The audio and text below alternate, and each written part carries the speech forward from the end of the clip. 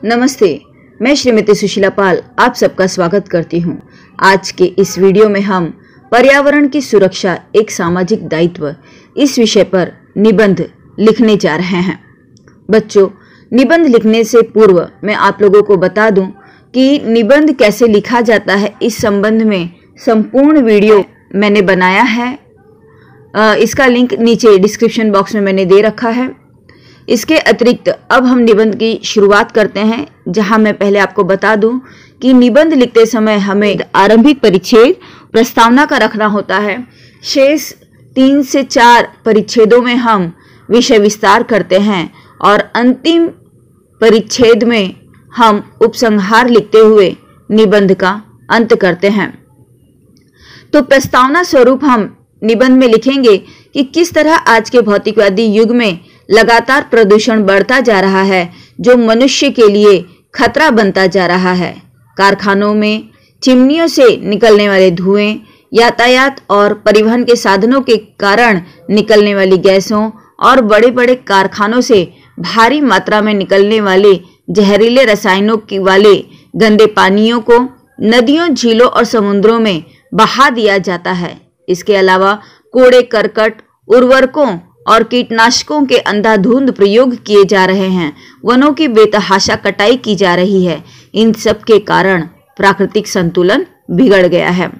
अब हम इसे प्रस्तावना स्वरूप लिख लेते हैं कि आज के इस भौतिकवादी युग में लगातार बढ़ता प्रदूषण मानव जाति के अस्तित्व के लिए खतरा बन गया है। कारखानों की चिमनियों से निकलने वाले धुएं, यातायात और परिवहन के साधनों से निकलने वाली गैसें, बड़े बड़े कारखानों से भारी मात्रा में निकलने वाले जहरीले रसायनों वाले गंदे पानी को नदियों, झीलों और समुद्रों में फेंका जाता है। इसके अतिरिक्त कूड़े करकट, उर्वरकों तथा कीटनाशकों के अंधाधुंध प्रयोग और वनों की बेतहाशा कटाई आदि के कारण प्राकृतिक संतुलन बिगड़ गया है, जिसके कारण अब हम अगले परिच्छेद में लिखते हैं कि इस तरह प्राकृतिक संतुलन बिगड़ जाने के कारण वनस्पतियां और जीव जंतु बुरी तरह प्रभावित हो रहे हैं। बहुत बड़ी संख्या में लोग अनेक बीमारियों जैसे कैंसर, हृदय रोग, चिड़चिड़ेपन, सिर दर्द, मानसिक तनाव, पेट की बीमारियों तथा उच्च रक्तचाप से पीड़ित हो रहे हैं। इसके अतिरिक्त पर्यावरण को सुधारने की शुरुआत करते हुए हमारे केंद्र और राज्य सरकार ने पर्यावरण विभाग खोलकर पर्यावरण सुरक्षा की दिशा में कार्य आरंभ किया है। यह विभाग हवा और पानी का प्रदूषण रोकने, उसे नियंत्रित करने, वनस्पतियों और जीव जंतुओं का सर्वेक्षण करना, पर्यावरण की स्थिति का नियमित रूप से ध्यान रखना, आवश्यक जानकारी को एकत्रित करना और उस जानकारी को लोगों तक पहुंचाने का महत्वपूर्ण कार्य करता है। यहाँ अब हम इसे विभिन्न परिच्छेदों में लिख लेते हैं कि जिसके कारण वनस्पतियां तथा जीव जंतु बुरी तरह प्रभावित हो रहे हैं। बहुत बड़ी संख्या में लोग कैंसर, हृदय रोग, चिड़चिड़ेपन, सिर दर्द, मानसिक तनाव, पेट की बीमारियों तथा उच्च रक्तचाप से पीड़ित हैं। अब विषय बदला है, इसलिए हम परिच्छेद फिर बदलते हुए लिखेंगे कि पर्यावरण को सुधारने की पहल करते हुए अब केंद्र और राज्य सरकारों ने पर्यावरण विभाग खोलकर पर्यावरण सुरक्षा की दिशा में पहल की है। यह विभाग हवा और पानी का प्रदूषण रोकने, उसे नियंत्रित करने, वनस्पतियों तथा जीव जंतु का सर्वेक्षण करने, पर्यावरण की स्थिति का नियमित अवलोकन करने, आवश्यक जानकारी एकत्र करने तथा उसे प्रचारित और प्रसारित करने जैसे महत्वपूर्ण कार्य करता है।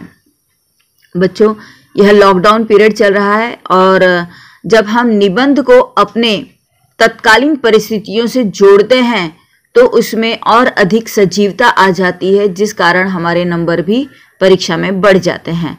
अतः इस तत्कालीन परिस्थिति को जोड़ते हुए हम यहाँ बताएंगे कि इस कोरोना महामारी काल में लॉकडाउन के चलने के कारण विभिन्न परिवहन और संचार माध्यम बंद हो गए हैं, जिसके कारण वातावरण के प्रदूषण की समस्या भी कुछ हद तक कम हो चुकी है।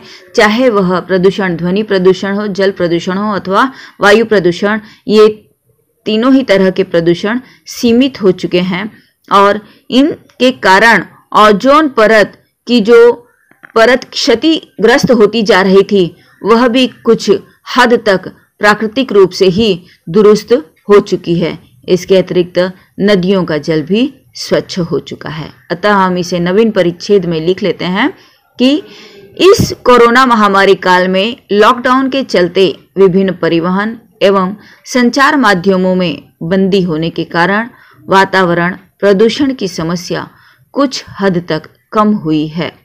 ओजोन परत की क्षतिग्रस्त परत की भी कुछ हद तक प्राकृतिक रूप से दुरुस्ती हो चुकी है। नदियों का जल भी स्वच्छ हो चुका है। इसके बाद अगले परिच्छेद में अब हम पूरा निबंध लिख चुके हैं और अब अंतिम परिच्छेद हम लिखेंगे उपसंहार स्वरूप कि कई गैर सरकारी आंदोलन भी पर्यावरण सुरक्षा, देखो सरकारी कार्यक्रम तो चल ही रहे हैं लेकिन आम जनता भी प्रयासरत है और इस तरह आम जनता के द्वारा कुछ आंदोलन करके भी पर्यावरण सुरक्षा का प्रयास किया जा रहा है। चिपको आंदोलन इसका श्रेष्ठ उदाहरण है। इसके अतिरिक्त केरल का साइलेंट वैली, मछुआरों का गोवा आंदोलन और मध्य प्रदेश का मिट्टी बचाओ अभियान आदि ने भी इस दिशा में अच्छा कार्य किया है और इन आंदोलनों को जनता का भरपूर सहयोग मिला है। अतः हम इसे नवीन परिच्छेद रूप में लिख लेते हैं कि कई गैर सरकारी आंदोलन भी पर्यावरण सुरक्षा की दिशा में अच्छा कार्य कर रहे हैं। चिपको आंदोलन इसका श्रेष्ठ उदाहरण है। इसके अतिरिक्त केरल का साइलेंट वैली, मछुआरों का गोवा आंदोलन तथा मध्य प्रदेश का मिट्टी बचाओ अभियान आदि ने भी इस दिशा में अच्छा कार्य किया है। इन आंदोलनों को जनता का भरपूर सहयोग मिला है। और अब अंतिम परिच्छेद लिखते हुए हम अपने निबंध का अंत करते हैं और लिखते हैं कि इस विषय में तमाम प्रचार माध्यम महत्वपूर्ण भूमिका निभा रहे हैं। और इस तरह यह निबंध लेखन पूर्ण हो चुका है।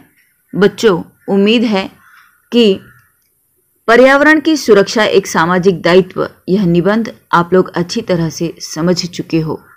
वीडियो पसंद आया है तो लाइक कीजिए, कमेंट कीजिए, अपने मित्रों को शेयर कीजिए ताकि उन्हें भी इसका लाभ मिल सके। और यदि आपने अब तक मेरे इस चैनल को सब्सक्राइब नहीं किया है तो सब्सक्राइब कीजिए। धन्यवाद।